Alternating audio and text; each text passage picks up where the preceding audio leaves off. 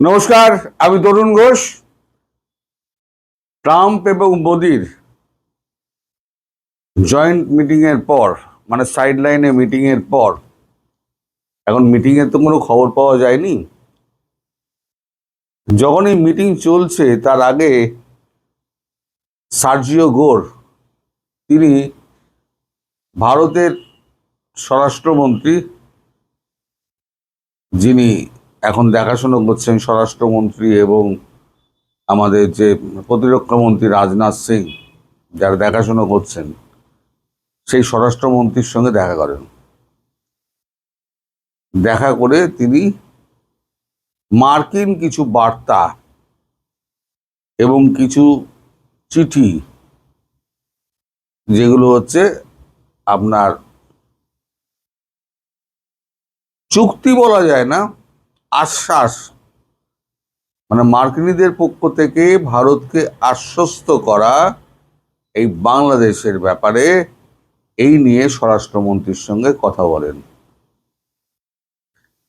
এখন ওদিকে যখন মিটিংটা চলছে, সাইডলাইন বৈঠক 1-to-1 চলছে, তখন নিশ্চয়ই এই নিয়ে কথাবার্তা, তো ট্যারিফ নিয়ে তো উনি সাংবাদিক সম্মেলনে ট্রাম্প বলেছেন যে আমরা খুব কাছাকাছি এসছি, মোদিও ঘাড় নেড়েছেন। এখন তারপরেই হচ্ছে আগামীকাল একদল বাণিজ্য প্রতিনিধি নিয়ে জেমিসন গিয়ার তিনি ভারতে আসছেন। এখন জেমিসন গিয়ার আসা মানে বোঝা যাচ্ছে কোনোভাবে হয়তো মার্কিনদের সঙ্গে ভারত একটা চুক্তি করতে যাচ্ছে। কিন্তু সেক্ষেত্রে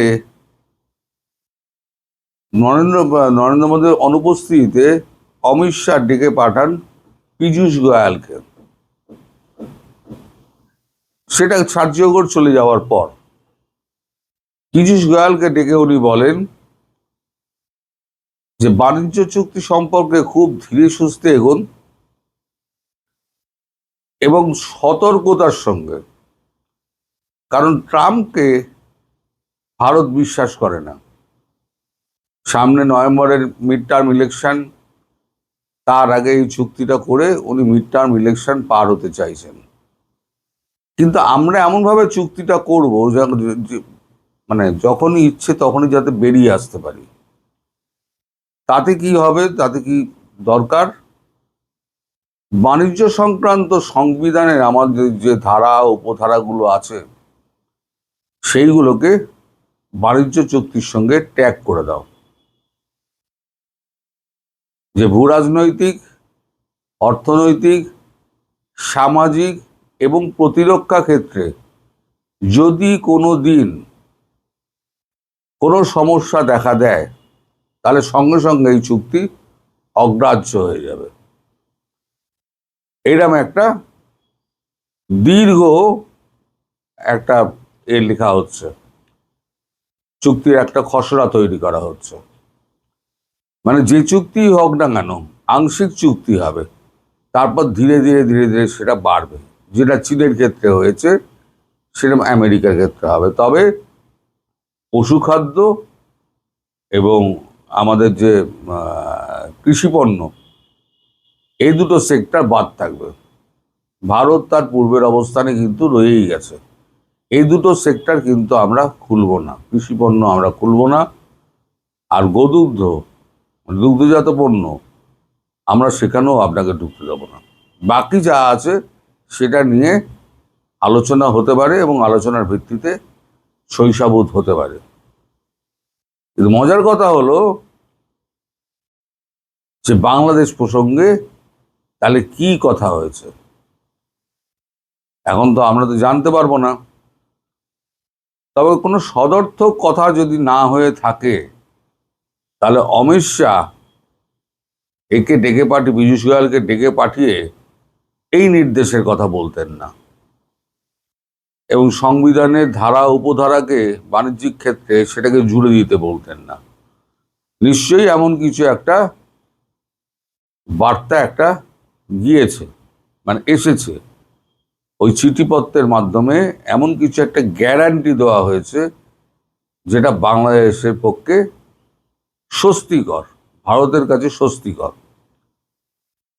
এখন সেগুলো দেখো, আন্দাজে এগুলো তো বলা যায় না, আন্দাজে তো অনেক কিছুই কথা বলা যায়, কিন্তু এইগুলো বলা যায় না।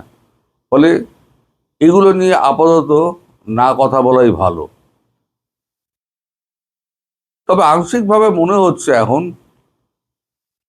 যে যতই ভেতরে রাগারাগি হোক, ফাটাফাটি হোক, এবং একে অপরের সঙ্গে যে সম্পর্কই স্থাপন করুক না কেন, ট্রাম্প এবং মোদির বৈঠক কিছুটা হলেও সুবাতাস এনেছে, এবং সেটা বাংলাদেশের পক্ষেও স্বস্তিকর। যদি মার্কিন যুক্তরাষ্ট্র বাংলাদেশের পাশ থেকে সরে যায়, আমি আশা করছি সেরকমই কোনো একটা গ্যারান্টি দেওয়া হয়েছে। মানে সার্জিও গোরের মতো মানুষ এসে, তিনি দক্ষিণ পূর্ব এশিয়ার চার্জে আছেন, তিনি এসে সহজতে ওই চিঠি উনি পৌঁছে দেন না। আর আমাদের স্বরাষ্ট্রমন্ত্রী মানে এই অমিত শাহ অত্যন্ত ঘোরেল মানুষ। তিনি ওই সার্জিও গোরকে চা খেতে বসিয়ে উনি কিন্তু অন্য ঘরে চলে গেছিলেন, গিয়ে ওখানে বাণিজ্য মন্ত্রী এবং সমস্ত কূটনীতিক যারা আছে সবাই তো চলে গিয়েছে ফ্রান্সে। যারা বাকি রয়ে গেছে অন্যান্য দেশের এমন কূটনীতিক রয়েছেন, তাদের সঙ্গে এই চুক্তি নিয়ে কথাবার্তা বলেন এবং এই আলোচনা নিয়ে কথাবার্তা বলেন। যে চিঠি নিয়ে উনি সার্জিও গোর এসছেন, সেই চিঠি নিয়েও কথাবার্তা হয়েছে। কথাবার্তা হওয়ার পর তিনি মোটামুটি তাদের সঙ্গে একমত হয়ে তবেই উনি পীযূষ গোয়ালকে বলেছেন যে চুক্তিটা এইভাবে করো এবং কিছুটা এগো। আমরা চীনের ক্ষেত্রে যেমন কিছুটা এগিয়েছি, সেরকম কিছুটা এগো। মানে আমার মনে হচ্ছে বাংলাদেশ প্রসঙ্গে একটা ভালো খবর হয়তো মার্কিনদের পক্ষ থেকে আসতে পারে। আর মার্কিনরা যদি এখান থেকে সরে যায়, তাহলে জানবেন এই জামাত এবং বিএনপির পক্ষে কিন্তু খুব দুঃসময় ঘনিয়ে আসছে। এক তো ভারতের চাপ, মার্কিন যুক্তরাষ্ট্র যদি হাত তুলে নেয় তাহলে পরে সব ভোমা। পাকিস্তানকে তো এক ধমক দিলে সে তো হিসি করে ফেলবে।